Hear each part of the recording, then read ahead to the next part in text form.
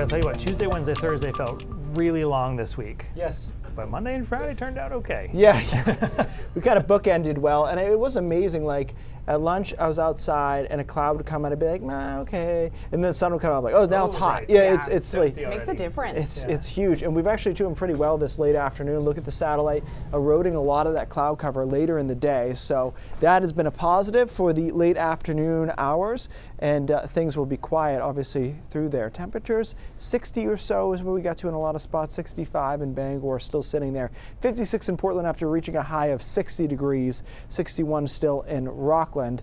You can see this model has more clouds maybe than there really is out there at the moment. Something to think about tomorrow, which we'll talk about here in a second. Partly cloudy tonight, temperatures drop down to the low mid 40s. And then I do think we have a thicker deck of clouds, especially over eastern Maine tomorrow, but perhaps this model is too pessimistic with the cloud cover. It has been doing that recently, so I'm holding out hope that we'll see at least some breaks of sun, especially over southern and western Maine, and certainly back into New Hampshire. Should be a bit cooler than today, though, unless we get a lot of sun. In the mid 50s, couple of upper 50s, down to 50 flat or so in the afternoon along the coast with onshore flow there.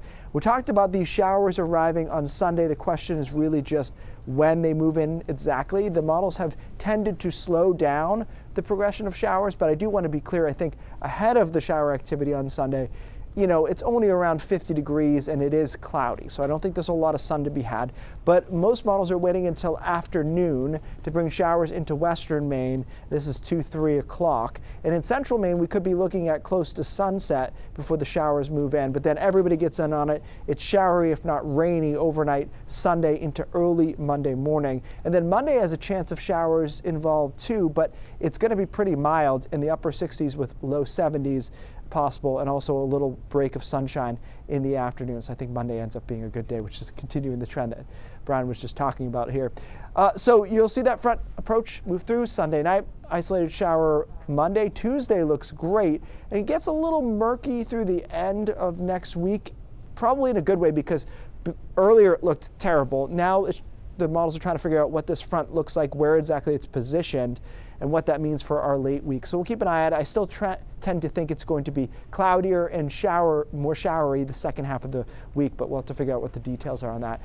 Monday and Tuesday, bam, right up there, 70, and then back down on the other side into the 50s. I mean, you know, mid 50s are not bad. We just have high hopes now at this time of the year. Again, we'll watch that mid to late week. I don't think it's going to be great. It's just a matter of how rainy are we talking, how cool are we talking, depending on where we are on the front. Again, I think tomorrow is pretty decent. Similar to today, maybe just a little bit cooler, but it being a weekend day gets some extra points for that. That's right. 100%. For the fact that it's a Saturday. Yeah. Big win there. Yep. All right, Keith, thank you. We will be right back.